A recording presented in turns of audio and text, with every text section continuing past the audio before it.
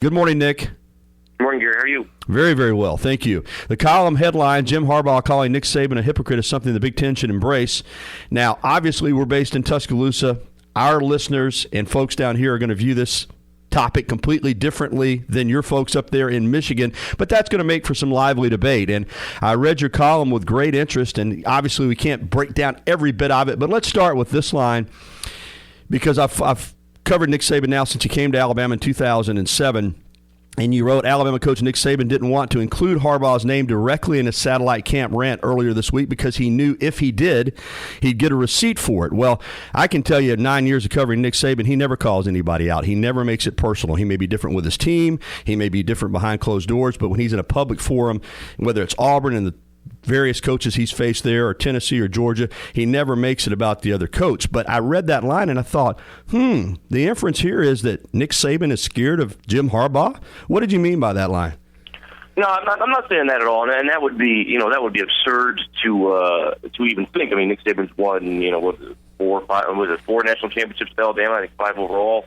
Harbaugh's never won anything. So, I mean, at the end of the day, if you're a guy like Saban, you look at a guy like Harbaugh, and if the only thing you would notice is that maybe he becomes a factor at some point down the road. But to say he's scared of it, no. I was more implying the notion I think that's growing among coaches that, do I really want to get into a public spat with this guy, because if I do bring his name up, he's going to come back after me. And that was sort of what I was going for. I can't imagine why Nick Saban would be afraid of Jim Harbaugh. I just can't imagine why he'd want to get into any kind of public debate or discussion with him, because we all know Harbaugh is willing to do it.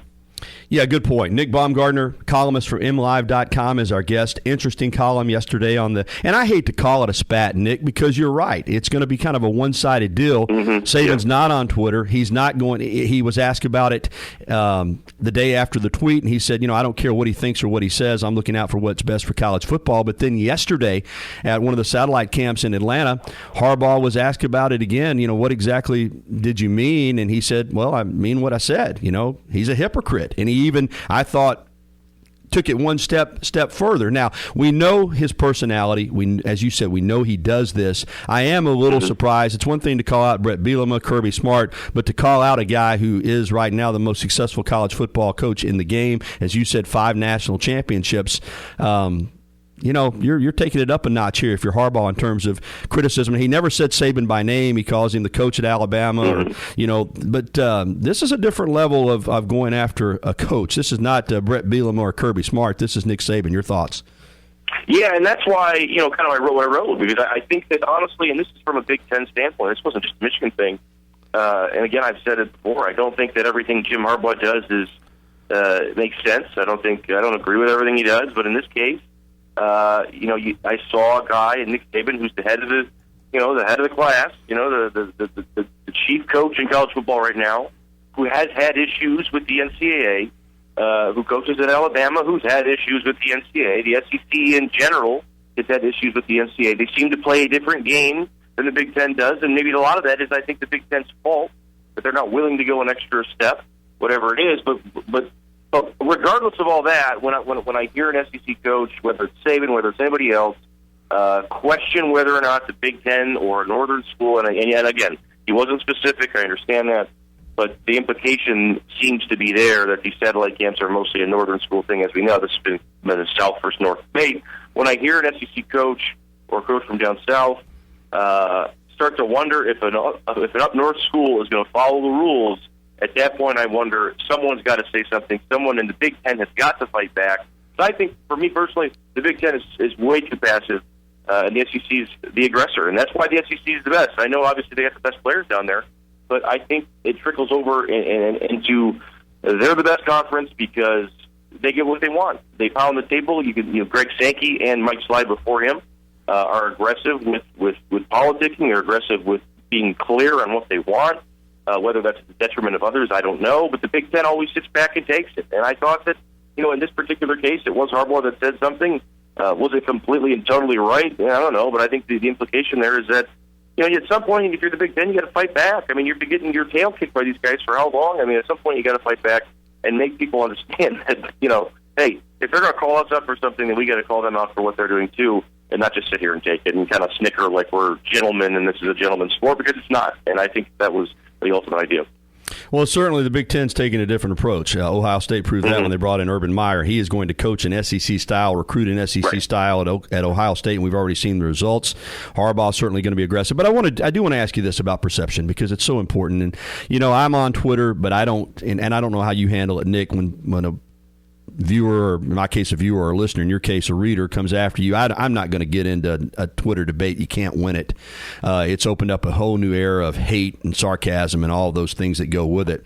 But is the perception there in Big Ten country? Because I read your column, and I got to be honest with you, this is kind of the way I took it, what you wrote. Is the perception there that everybody in the SEC just blatantly cheats, is running around paying players? It's the highest bidder. It's completely dirty. It's completely nasty, that nobody down here at all is trying to play by the rules? Is that the perception there?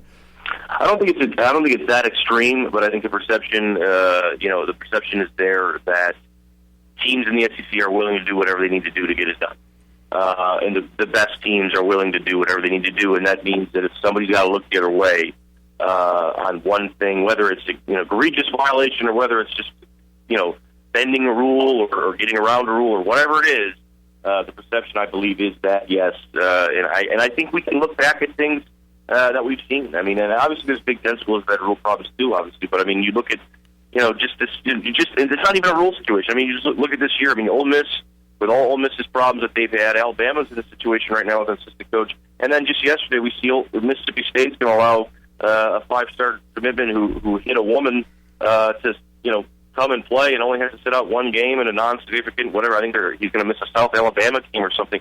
So I think that's a perception that winning trumps everything. No matter what, and that's what drives it. And in the Big Ten, the perception is flipped, that they're going to try to do things. And I honestly lean more on the SEC side of things. I think that's how it should be. Harbaugh and Urban Meyer have both have both gotten criticized up here for oversigning or coming close to oversigning. Or taking back their word on a couple of commitments late in the game, something that happens in the SEC at times. To me, I thought, hey, that's what you got to do to win, and nobody else in the Big Ten seems to be willing to do it. They keep wanting to play this gentleman's game, while the SEC is more hard-edged and more intense. And I think that I just think at some point, if you're the Big Ten, you got to catch up to that. I mean, you got to catch up to that, and you got to prove that you're willing to do it. Otherwise, the rest of the league, the Illinois, the Purdue's, and everyone else, I mean, they're never going to catch up. I mean, it's never going to be anything that's worth talking about. So that's always been my thing. This is, and I know it comes off as me just, shooting down the SEC and tearing them apart. I'm doing it to the Big Ten too, because I think the Big Ten needs to get their stuff together and pick it up, because the gap is so wide. I think, from top to bottom, and I think it needs to be improved. Nick Baumgardner, our guest columnist from mlive.com. If you want to read his column that we're discussing today, you can go to mlive.com and find it there. It's very, very interesting. It is Big Ten versus SEC. And let's pick up on your point, because obviously sometimes if you can't beat them, join them, and that's what Ohio State did. They brought in Urban Meyer from Florida, and he kind of wrote the book down here. Doing too, yeah, exactly. and they didn't bring him in and say you got to coach differently. I mean, he is going to coach an SEC style game. He's going to get athletes, put them everywhere on the field. He's going to play the recruiting game. He's going to do whatever he's got to do to win. It's already paid dividends. They won a national championship already, and clearly Michigan's trying to answer back with Harbaugh, who is willing to push the buttons and doesn't mind who's feathers he ruffles at all. So you're saying you're concerned that the Big Ten isn't going to keep up with the SEC, but clearly that's the direction those teams are going to go, and the other teams in the Big Ten are going to take their cues from Michigan and Ohio State. So I think we're about to see a complete change of philosophy in the Big Ten. You agree? Well, that's what I'm saying. I think that it's been a slow shift, but I think that now that you have two guys at your two marquee programs, and like you said, Urban Meyer knows how to coach that SEC style, which again is a harder, more intense, 24/7 all the time. I mean, it's more of that way. Harbaugh, that's really all he's ever known. He's never coached in the SEC, but I think we can all agree he probably fit in pretty good down in the SEC. So I think if you've got those two guys at the schools with the biggest money, James Franklin's obviously still at Penn State, and while that hasn't caught on the way they'd like, I think his style is similar. So you got these guys at these big schools that are trying that. I think if you're the Big Ten, the hope is that everybody picks it up. I mean, Mark D'Antonio's done things his own way, and it's worked so far for Michigan State, so maybe he's an exception. But the rest of the league, I mean, Nebraska can't get anybody to go there. Their recruiting at this point has just been a joke. I mean, it's no, you look at these recruiting rankings, and Nebraska's in the bottom of the top 25, or not even, and it's Nebraska. I mean, what are we talking about? I mean, you got to go harder. You got to do things different. You got to pick things up. I thought all these Big Ten schools that had any kind of money to do it should be at 20 of these camps. I mean, do it. What's the point? Why are you just going to sit there and let these SEC teams continue to dominate you? So I thought that Harbaugh and Meyer, the way they approach things, as a Big Ten observer, I would hope that would reflect on everybody else. And if it doesn't, it's just going to be those two at the top, and everybody else can be watching, I guess. All right, Nick, here's where I think you, of course, I know, again, you're creating interest. You're a columnist. It's a terrific column. This is where I think you took some cheap shots at Saban. To illustrate your point, you go back, you talk about the bump rule, which you said, is an honorary, NCAA honorary rule in regards to Saban. You mentioned the Julio Jones and Mark Ingram fishing trip, which was investigated. The Ha-Ha Clinton Dix was given money by a staffer. The staffer was let go. The money was paid back. And Harbaugh even said, Nick Saban or the coach at Alabama is in the middle of NCAA violations. Well, it was an assistant coach who was questioned, was immediately let go. So, I mean, I think this painting Saban as this blatant cheater is a little much. And, I've covered him. As far as I know, he does everything on the up and up. And as far as rules being changed because coaches want to outwork other coaches is what a lot of people I think are saying with Harbaugh is that he just wants to work harder than everybody else. Well, when Saban first got here, they changed the rules as far as head coaches being able to go out and evaluate because he was going to work a lot more. Right. Other head coaches didn't want to go out and put that kind of work in. So he knows what that's all about. I just think the points you made in trying to paint Nick Saban as a hypocrite, you went a little far. Your response? Well, I mean, blatant cheater would probably be too far, and I don't believe I called him a blatant cheater. You didn't call him that literally, but I thought that was the illustration. Yeah, right, and so that would be too far. And if that's the implication that comes across, then that's obviously too far on my part. But I think that the fact remains that if you're the head coach of a football program, just the same way that's going on with Hugh Freeze, and it's to my knowledge, none of this has happened. Maybe we've got an assistant that's screwing around doing something else. That's still your deal. That's still your problem. I can't, I'm not going to sit here and say that if an assistant coach did this or whatever did that and you didn't know about it, well, that's on you because you did know about it. There's no way you didn't. You're the head coach. So I'll go there. I'll say he's not, of course, he's not a blatant cheater, but I'm not going to sit here and say he's got the cleanest hands in the world, as no one really does.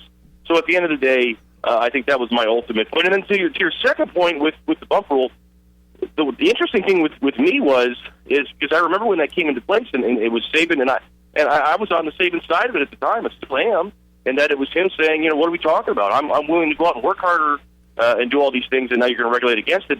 Well, to me, that's sort of what Harbaugh is doing right now, and I didn't quite understand at the very beginning of all this back a year ago why, of all people, Saban wasn't like, hey, that's what this guy's doing. He's doing the same thing I did in a different way, but he's doing it's the same concept. He's willing to do all this stuff that maybe not a lot of other people want to do.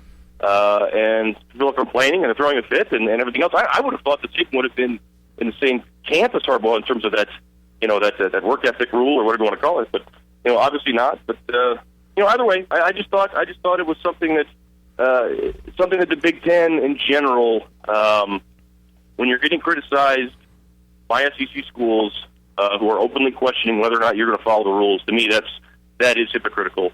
And I thought that needed to be addressed in some way, and I think it needs to be addressed more by other Big Ten teams. Yeah, you make a great point on that. I listened to the comments in Destin from Nick Saban. I didn't take it that way. Again, I guess everybody's perception is different. I didn't take it that he was questioning whether Michigan was going to follow the rules. I thought he stated it where it was just you're setting up an environment where it makes it easy for rules to be broken, much like with AAU basketball. You're involving people who aren't these kids' coaches, who may be latched on to these kids, and now they're going to have some say-so in the recruitment process. I just think he says, basically, you're opening up a whole can of worms here that don't have to be opened up. That's the way I take it, Nick. Yeah, maybe. And again, I just hear the. And I go back to the implication earlier, or I guess it's just the association, and maybe it's his fault, maybe it's not his fault, but this has been a North versus South situation. This camp thing has been a Big Ten SEC deal, a Harbaugh SEC deal, if we will, from the minute it started, from the minute he put his whatever it was last year, where they had the 10 camps or whatever it was. This has been a North versus South deal. So I think that, while maybe he wasn't intentionally, saying specifically worrying about big, but I think that when that comes across and he says it's open for it'd be easier for schools to break rules or whatever it is, then I think that at that point it's fair to connect the dots and say that it's a South versus North thing. Again, I wasn't there. I'm just writing for it from a Big Ten standpoint. I think it's time for that league to start standing up for itself, to be more vocal, and not just with this, with anything, with rule changes when they go and they meet in the committees and everything else. They've got to be more vocal. They've got to support their coaches more. The SEC, I think, is the model for that. I think Greg Sankey and Sly before him, always you would see them supporting their coaches.